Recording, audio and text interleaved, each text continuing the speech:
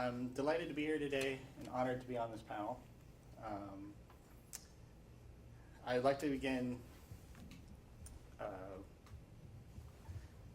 I'd like to take this time today to discuss my experience with disaster recovery from fire with the Chaco Culture National Historical Park Archive Collection at the University of New Mexico Zimmerman Library. The lessons learned from this disaster and disaster recovery led to the planning and implementation of a disaster preparedness plan at Chaco Culture and served as the structural framework for the disaster preparedness procedures at Barona Cultural Center and Museum located on the Barona Indian Reservation in Lakeside, California.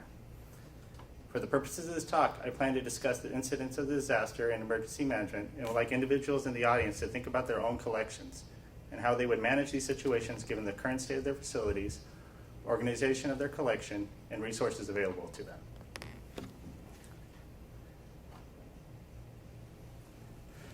Chaco Culture National Historical Park. From 1970 to 1985, a multidisciplinary research program known as the Chaco Project created 80% of the museum's collection. It designated University of New Mexico as the repository for the collection. However, for 40 years, the museum collection was housed in an assortment of facilities in Tucson, Arizona, Nagese, New Mexico, Santa Fe, New Mexico, Albuquerque, New Mexico. Most of them were not designed for museum storage, and many of them put the collections at risk of water, fire, and environmental degradation damage. In 2001, the park began planning a new facility that would bring the collection together in one building and meet professional standards for museum collection, storage, and preservation. The new storage facility would be located on the second and third floors of the Hibbins Center on the University of New Mexico campus and was slated to be completed in 2007. We almost made it.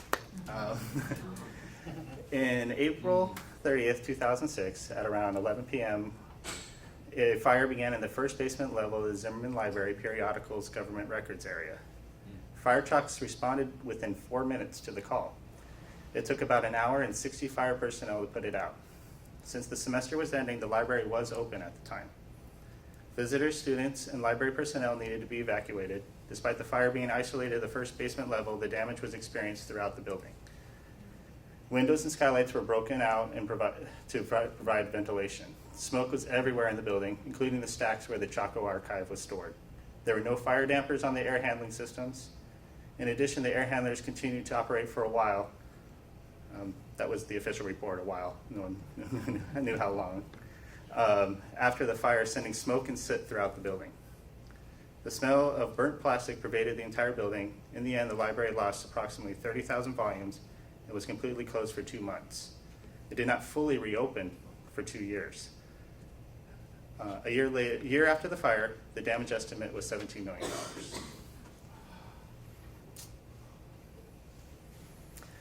Zimmerman Library could no longer be home to the Chaco archive.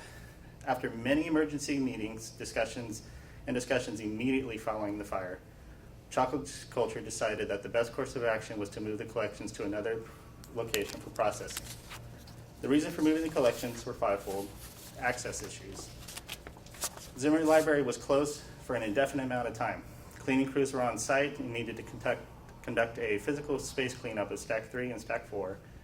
If the Chaco archive was still located there, it could cause problems and will need monitoring. Security concerns. Only one guard was monitoring the access at the moment. There were a series of UNM personnel, fire marshals, state officials, cleaning crews, and other individuals not part of the normal personnel working in this facility, and only one security guard monitoring all these visitors. Fire detections and suppression systems were inoperable. Fire alarms were damaged and needed extensive repairs. During the Chaco Archive's last 2 months in the Zimmerman Library, library staff was required to take shifts walking through the building with air horns. The roving fire watch person was a physical alarm to alert people of fire. Chaco Culture staff was also provided these air horns and were required to have them on person whenever working in the building. The HVAC system compromised. The HVAC system needed to stay inoperable for thorough cleaning. In addition, the extent of the damage to the electrical and mechanical systems was unknown. Dust and debris. Demolition and reconstruction of the basement will impact the archives through dust and debris being circulated in the air and possibly through the HVAC system as well.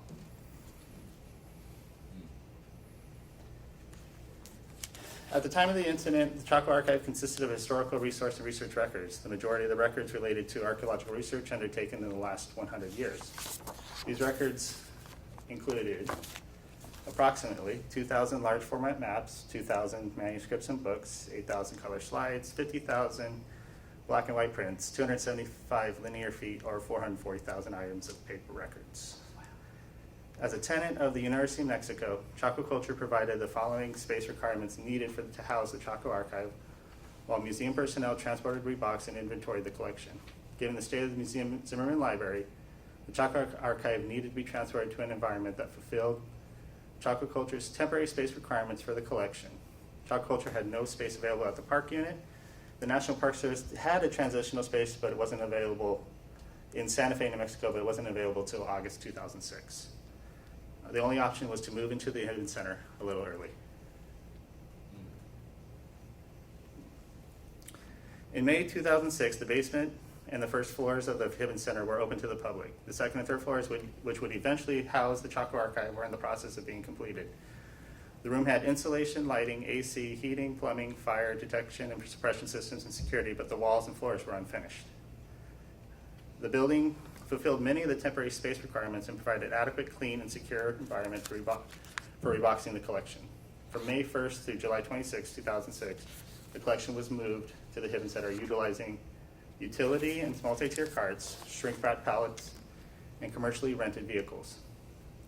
Due to the concern of an inoperable fire detection and suppression system in the Zimmerman Library, a priority list of collections was developed to ensure that essential records, collections that are impossible to replace, and collections that were central to the institution's mandate were moved first. Records were designated with green, yellow, and red stickers. This was the beginning of the Stoplight system.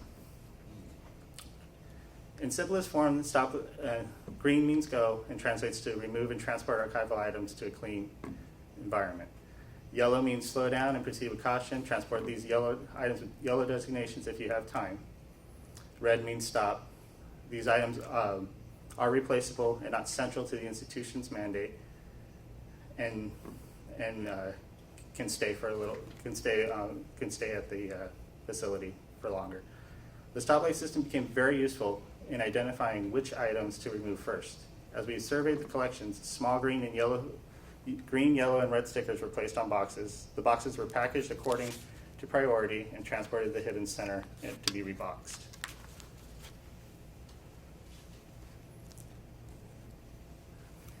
At the Hidden Center, large bulk racks were constructed to sort and store the Chaco Archive. Techniques included HEPA vacuuming, dry sponging, and deodorizing. The Chaco Archive was sorted by collection and series, making the reboxing and inventory of the boxes seamless. After all the collections were reboxed and inventoried, they were packed onto pallets and moved to the National Park Service's offices in Santa Fe, New Mexico in August 2006. The temporary archive, home of the Chaco Archive, and the unfinished rooms of the Hidden Center proved to be a wise decision. The space was more than adequate to provide personnel easy access to clean, rebox, and inventory the collection. In addition, on November 1st, 2007, a pipe connector for the new 10-inch pipe for the fire suppression system in the newly renovated basement of the Zimmerman Library failed, spewing thousands of gallons of water. The 60,000 square foot basement had a water level of nearly 7 inches. So it was nice that we moved out. So applying the lessons learned from Chaco to the Barona Cultural Center and Museum. In September 2008, I accepted a position as collections manager for Barona Cultural Center and Museum. When I arrived at Barona, the Barona Indian Reservation had experienced 2 recent fires, the Cedar Fire in 2003 and the Witch Creek Fire in 2007. The Cedar Fire was devastating to the reservation.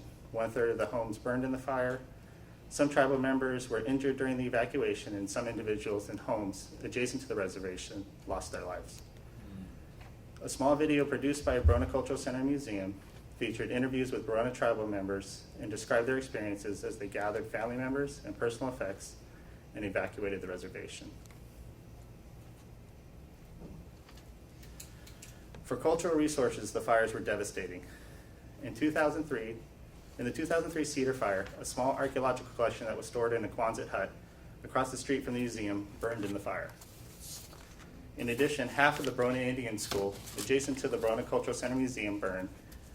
Fearing that the Brona Cultural Center Museum was going to burn during the Witch Creek fire in 2007, museum employees transported artifacts to personal residences off the reservation.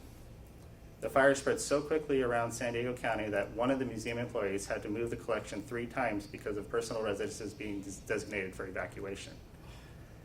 No artifacts were damaged while at the museum's employees' residences, and all the objects were returned safely. Recognizing that Brona Cultural Center Museum needed a plan for evacuation of collections, the museum director tasked me with the responsibility of developing and implementing a disaster preparedness plan for the emergency transport and storage of museum collections.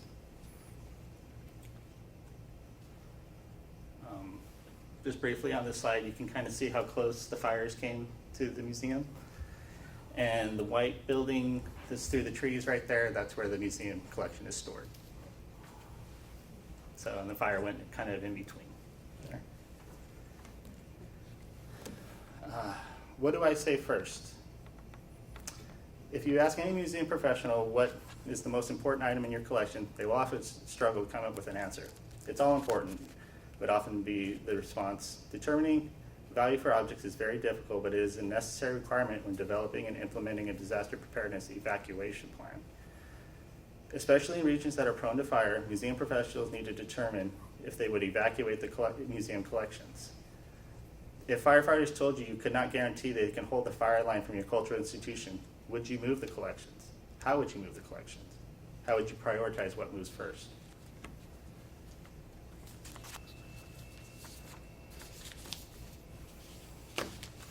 All museum collections have value that are assigned or intrinsic to the object in archival collections. Values range from informational and archaeological to historical, administrative, and monetary. In most museums, monetary, archaeological, and historical values often determine a series of procedures and protocols for storage and transport of museum collections. In terms of evacuation priority, it is a natural transition to designate these items with the highest priority. However, while working with the tribal council, museum committee, and community leaders in the Brona Indian Reservation, objects in archival collections with association value were often determined to have the same, if not a higher priority than monetary, archaeological, and historical collections. Examples of associational value are a grandmother's basket that was made on the old reservation and a blanket that was made for grandchildren learning how to play a traditional game of peon. Many Brona tribal members expressed to me personally that if the fire came through the reservation, they would want these items to be among the first to be evacuated. Hence, these items, along with other archaeological, monetary, and historically significant items, received priority green designation. As seen earlier with chocolate culture, green means go, remove and transport museum collections to clean, secure, safe environment. Yellow means slow down, proceed with caution, transport items with this designation if you can safely get the object and yourself out of the building. Red means stop. While majority of the collections received yellow and green designations, example of a red designation would have been the stereotype collection, which was important enough to be accessioned to the collection, but it was replaceable.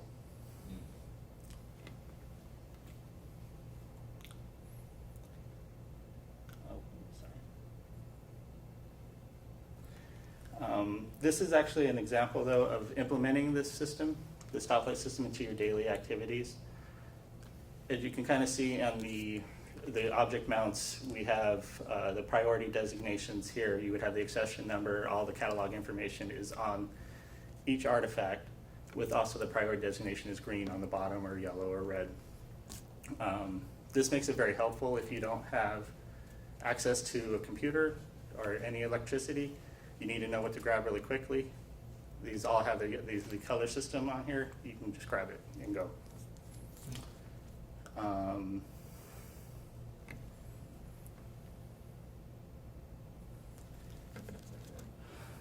Determining the disaster evacuation procedures. While there are many factors to consider when managing an emergency move of collections, the following are the basic issues that cultural institutions need to address before incident occurs. Accessibility to collections is the initial factor that needs to be addressed. For example, on the Barona Indian Reservation, the Barona Indian Reservation is only accessible on a 2-lane highway known as Wildcat Canyon. California Highway Patrol, a state law enforcement agent, controls the right-of-way, and in the event of an emergency will shut down the road. Barona provides key personnel with a BERT, or Barona Emergency Response Team identification card that can be shown to state and tribal law enforcement organizations to gain access to the road. Transporting collections. With a limited access to rural cultural institutions during an emergency, it may not be possible to have a professional disaster salvage company gain access to your cultural institution. For emergencies at the Barona Cultural Center Museum, Barona Museum has used Barona Resort and Casino banquets and catering vehicles to move collections. The trucks are very clean and provide the same benefits, capacity, and cooling systems as commercially rented vehicles. In addition, it is important that cultural institutions have additional shelving, utility carts, multi-tier carts, and packaging supplies for safe transport and movement of museum collections. Temporary storage facility. In the event of an emergency, cultural institutions need to determine where to move the collections. The cultural institution needs to be the only occupant of the room. Square footage needs to commensurate with the size of the collection. First story preference, no windows, 9-foot or plus ceilings, security, fire detection, suppression, air conditioning, electricity, lighting, room access with double doors, no hazardous materials, gas, weapons nearby, rodent proof, and available for 1 year. In addition, when developing a plan to move collections to a temporary storage facility, consult with the cultural institution's insurance agent to determine if your emergency location is covered under your insurance and if your collections are insured during transport.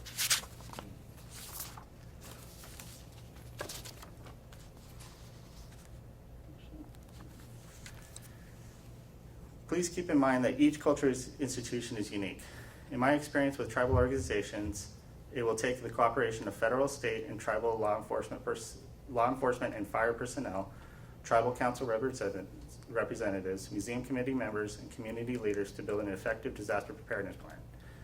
Many individuals outside of the museum personnel have key roles in developing a disaster preparedness plan that includes priority systems for collections, accessibility to roads, buildings, and vehicles, procedures for moving the collections, maintaining supplies for disasters, determining and developing a safe, secure location for an emergency storage facility.